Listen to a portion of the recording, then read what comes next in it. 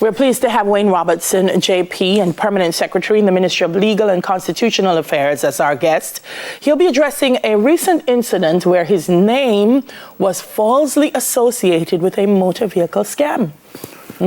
Morning, sir. Morning. Welcome. Morning. Good to be here. How are you?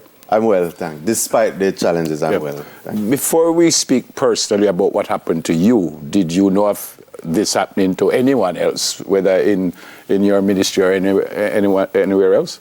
This happened to a government minister some months ago. I have also been told that within the ambit of the Jamaica Customs Agency, it's a regular occurrence. Regular? That's what I was told by a former commissioner. And that there are regular briefings and releases that have been issued in relation to these matters. Clearly for me, I'm in uncharted territory, and I've taken the matter seriously, the team at the ministry as well, and we have decided to go public with this just to ensure that others are fully sensitized as to the risks, dangers involved. What happened to you? Right, so a few months ago, we got several calls. Members of the public were concerned about getting calls and WhatsApp messages about vehicles being sold. The person or persons, I gather it's not just one, will tell people that he is the permanent secretary in the Ministry of Legal and Constitutional Affairs and that he's selling vehicles. So he would send WhatsApp messages with a list encompassing the various vehicles, and the prices will shock you. Maybe that's why persons quickly made deposits. I'll just give you one example. A 2020 X6 for $4 million on the list. That doesn't make sense, does it? So I got several calls. My assistant, who has been very helpful, and I must thank her, would have also brought a few calls to my attention, and we took note of the persons who called, took their number. I actually called a few persons myself, and I've taken a vested interest in the matter. So let me be more specific now. So I recall getting a message on LinkedIn from a former student of my great alma mater, whose father is a businessman. Won't call any names, obviously. He was fleeced $10 million. Owns motor vehicles, owns a car firm, motor car firm. There was another person who was fleeced $4 million, but that person met the person. And I won't go any further than that. Another lady came to my office and, of course, shared a voice note. She shared a voice note with someone who is close to me, and he confirmed that's not Mr. Robertson. We have also collated various numbers, which I can share at the appropriate time with members of the public. When I saved one of the numbers and I checked the WhatsApp status, it shocked me. I must tell you, I'm happy that I was seated. So they have a Jamaican flag, Ministry of Legal and Constitutional Affairs, transforming from a constitutional monarchy to a republic. And my name and position. So they have gone as far as to even affix logos and, of course, the ministry's tagline onto their WhatsApp statuses. So I just want persons to be cautious and ensure that if persons call or send messages, just be careful. Don't rush to make any deposits. You cannot buy what you cannot see and verify. That's right. It seems, I'm listening, and it seems that more and more we are seeing these scams becoming, I would say, elaborate, just not only in nature, but in the number of persons that they are reaching out to. For the public who they're watching now, and it may not have been you, it may have been somebody else. What is your advice to them, PS? How do they move from here? My money's gone. I don't know who's gone with it. I don't know where it is. Is there some kind of action I can take? Well, the first thing you should do is to report the matter to the police station, nearest police station that is, and MOCA. I would go as far as escalate it to MOCA and ensure that you give a statement and it will be documented. They will take it from there. This is a criminal matter, must not be taken seriously. For me personally, I guard my integrity with my life. And I, of course, this matter has been very harrowing and unnerving for me. And so I have to address it frontally, though, and to ensure that others are also protected in future. Mr. P.S., if you did send out something, how would I know it's you? The release? No, if something from the ministry, you know, is there a way that I could say, you know, this is authentic? So if you did send something to anybody, I'm not talking about... That's an excellent question. Yeah, how would I know?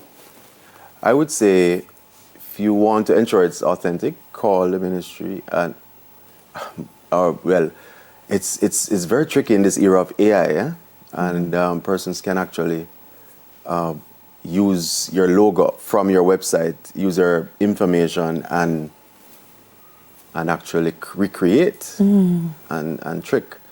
So I would say just ensure that you pause, check and find out, double check and call 558-4816 just to make sure that this is valid. Yeah. I think also that in terms of how information, and I see the banks are doing it now, where they'll say we will never send a text to ask you certain information. And I feel like in terms of communication guidelines for government entities and agencies, I don't think they send things out via WhatsApp to the general public. No. So that's one of the things I think people should be aware of, that if you see something from a ministry in a WhatsApp, it may not be true. So that's as you said, you should call it. Is there anything else that we can look out for? Like I look out for grammar. Yes. And spelling, and I said, no, this couldn't come from the ministry. That's this must spell right. That's correct. Yeah. So yes, we pride ourselves in terms of vetting our press releases. So I don't think to date we have sent out any release with any errors. So yes, that's a red flag, obviously, and just ensure that you are cautious. Check and double check before you make deposit. So for me personally, if you're purchasing an item, I would like to see it. You have to also ensure that you check the authenticity of the firm with which you're conducting transactions.